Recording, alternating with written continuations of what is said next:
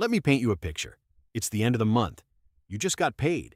You check your bank account, and somehow, after a full month of working, after all those hours, all that stress, you've got maybe $200 left. And the worst part? You have no idea where the rest of it went. You didn't go on vacation. You didn't buy anything crazy. You just lived. And yet, the money is gone. Every single month, same story. You tell yourself next month will be different. And next month comes. Same thing. If that's you, you're not alone. And this video is going to change the way you think about money forever. If you want to understand how money actually works in the real world, the psychology, the habits, and the hidden patterns that separate people who build wealth from people who stay stuck, make sure to hit that subscribe button. And if this video helps you think differently about money, give it a thumbs up. All right, let's get into it. Here's the thing about wealth. Most people think it's about income. They chase a raise, they get it, and they're still broke. Because here's what most people don't realize. Wealth is not about how much money flows into your life. It's about how much money stays. There are people earning $40,000 a year quietly building real wealth, and people earning $200,000 living paycheck to paycheck. Same economy, completely different outcomes. The difference isn't luck or intelligence or timing. It's habits, specifically 7 of them, all pulled from the most widely read, most impactful personal finance research ever published, with a combined readership in the hundreds of millions. Let's go through them one by one. The first habit is nearly 100 years old, and it contains a rule so simple you'll think you already know it. But knowing it and doing it are two completely different things. Pay yourself first. Now you might be thinking, I do save money. Whatever's left at the end of the month, I put it away. And that right there is the problem. Because what's left is almost always nothing. Life expands to fill whatever money is available. That's not a character flaw. That's human psychology. The principle here is to flip the sequence entirely. Before rent, before bills, before anything, you take a percentage and lock it away automatically, like it never existed. Here's the math. You're 25, earning $50,000 a year. You automate just 10%, $416 a month, into an index fund averaging 8% returns. You never increase that amount. By age 65, you have just over $1.3 million. No raise needed, no side hustle, one automated transfer on payday. According to a Ramsey Solutions study of 10,000 millionaires, nearly half said automated saving was the single most important habit in their wealth-building journey. Not stock picks, automation, action step. This week, not next month, this week, set up an automatic transfer from your checking account to an investment account for the day after you get paid. Start at 5% if 10% feels scary. The amount matters less than the habit. Get the system in place first. The amount can grow from there. The second habit is built on one idea that completely rewires how you see money. And once you see it, you can't unsee it. Assets versus liabilities. Here's the thing. Most people think they're building wealth when they're actually just accumulating expenses. They buy a new car, a bigger apartment, the latest phone, and call it an investment. But the distinction is ruthlessly simple. A liability takes money out of your pocket every month.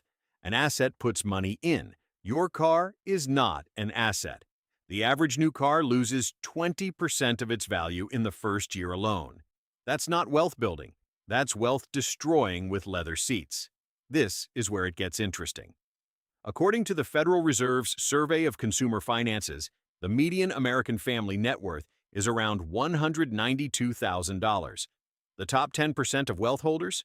Over $1.5 million. The biggest difference between those two groups isn't income, it's asset ownership. The wealthy own things that generate money.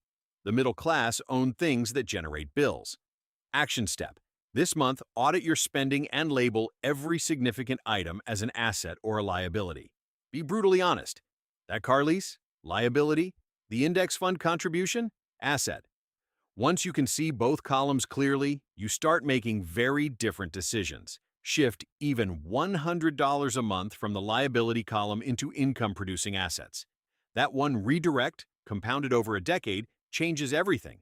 The third habit is uncomfortable because it attacks something we all do without even noticing: lifestyle inflation. Here's how it works. You get a raise, you upgrade your apartment, better job, better car. Income grows, spending grows, savings stay exactly the same. Researchers who spent years studying real millionaires in America, not the flashy Instagram ones, the actual ones, found something that shocked most people. The majority of genuine millionaires live in modest homes. Over half drive used cars. Most have never bought a watch over $300. The wealth is invisible because it's being compounded quietly, not spent on status. Here's the math that should wake you up. You get a $10,000 raise. Option A, lifestyle inflate, spend it all. In 20 years, it's gone. Option B, keep your lifestyle exactly the same. Invest the $10,000 at 8% annual growth. In 20 years, that single decision is worth $46,600.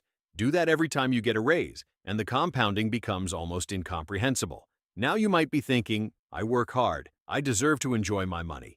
Completely agree. But here's the question. Are you enjoying your money or performing wealth for other people? There's a massive difference. One builds your future. The other impresses people who aren't paying your bills. Action step. Try the 50-50 rule. Next raise or bonus. Spend half on upgrading your life, invest the other half automatically. You still enjoy more. You still build more. Everyone wins. The fourth habit is about the thing that controls every financial decision you'll ever make. And it's not what most people expect. Your behavior.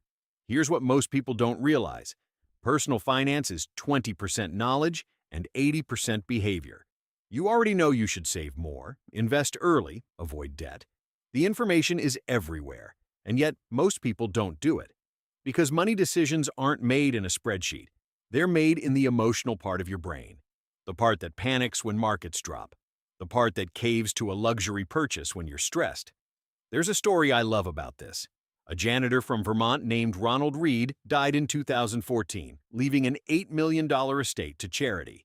$8 million. A janitor. How? He invested in blue-chip stocks for decades, kept expenses low, and never panicked. He just stayed in the game. Then there's Richard Foscone, a Harvard-educated Wall Street executive who went bankrupt around the same time. High income, brilliant mind, bankrupt. The difference wasn't intelligence. It was emotional discipline around money. The Dalbar Annual Quantitative Analysis found that while the S&P 500 averaged roughly 10% annually over 30 years, the average equity investor earned closer to 6%. That 4% gap, caused entirely by emotional buying and selling, costs the average person hundreds of thousands of dollars over a lifetime. Not from bad investments, from bad behavior. Action step. Write your money rules before emotions hit. Before the market crashes, decide in writing, I will not sell. Before a bonus lands, decide, I will invest 30% of this before I touch anything else. Pre-committed rules made in calm, rational moments are the only thing that reliably protects you from the decisions you make in emotional ones. This is the habit that keeps all the others intact. The fifth habit is a concept that makes most traditional financial advisors deeply uncomfortable, because it goes against almost everything mainstream personal finance tells you. Spend extravagantly on what you love. Cut mercilessly on what you don't. Most finance advice is about restriction. Cut everything. Suffer now, enjoy later. And for most people, that approach fails, because willpower is finite. You cannot white-knuckle your way to wealth long-term. The smarter approach, identify the 2 or 3 things that genuinely bring you joy and spend freely on those. Don't cut them. But everything you spend on out of habit, boredom, or social pressure, cut it ruthlessly. Automate savings first so the money is gone before you can touch it. Then spend what's left without guilt. Here's the thing. Most budget leaks aren't big purchases. They're invisible ones. The forgotten $15 subscription. The $8 coffee 5 days a week. That's $2,000 a year. The gym membership you've used twice since January. A Rocket Money study found the average American spends over $300 a month on subscriptions, and nearly 80% underestimate what they actually pay. That's $3,600 a year gone, while you tell yourself you can't afford to invest. Action step. Go through your last 3 bank statements and highlight every recurring charge. Cancel everything you wouldn't actively miss. Redirect that money, even $100 a month, into savings or investments. Small leaks sink large ships. The sixth habit doesn't feel like a finance habit at all, but it might be the most powerful one on this list. Build systems, not just goals.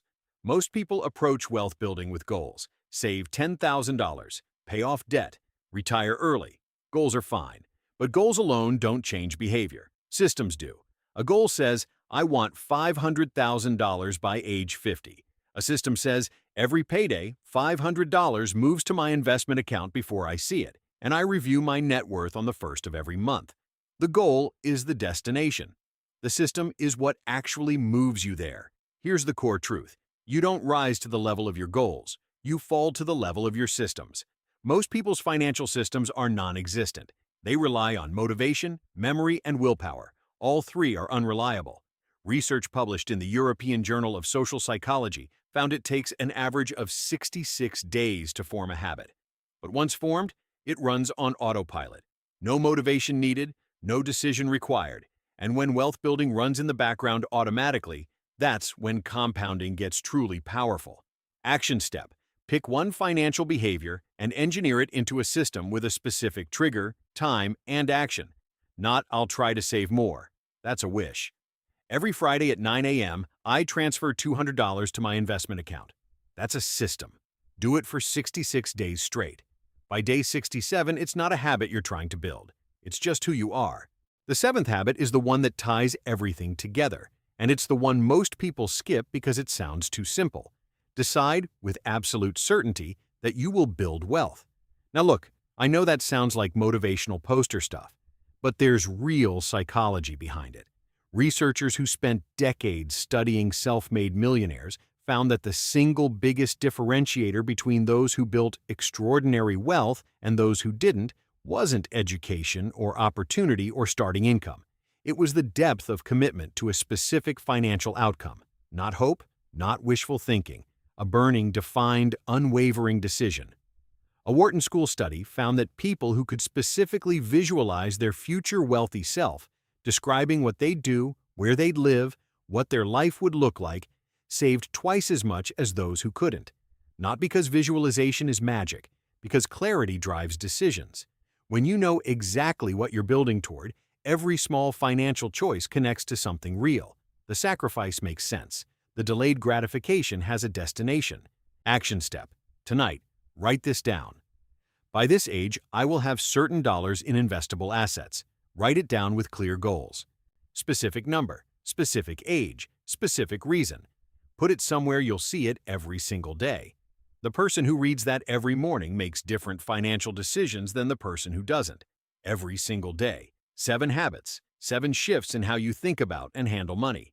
Pay yourself first. Buy assets, not liabilities. Resist lifestyle inflation. Control your behavior. Spend on what matters, cut what doesn't. Build financial systems, and really decide that you will be wealthy. Here's the thing about all 7 of these. None require a high income. None require a finance degree, perfect timing, or a lucky break. Ronald Read was a janitor. The real millionaires researchers studied drove used cars and lived in modest homes. The wealthiest people in history who were studied extensively came from all kinds of backgrounds. What they shared wasn't circumstance. It was consistent behavior, sustained over time. These habits require consistency, patience, and a decision to start. Not next month, not when things stabilize, not when you feel more ready. Now. The best time to plant a tree was 20 years ago. The second best time is today. Pick one habit from this video, just one. Implement it before the week is out.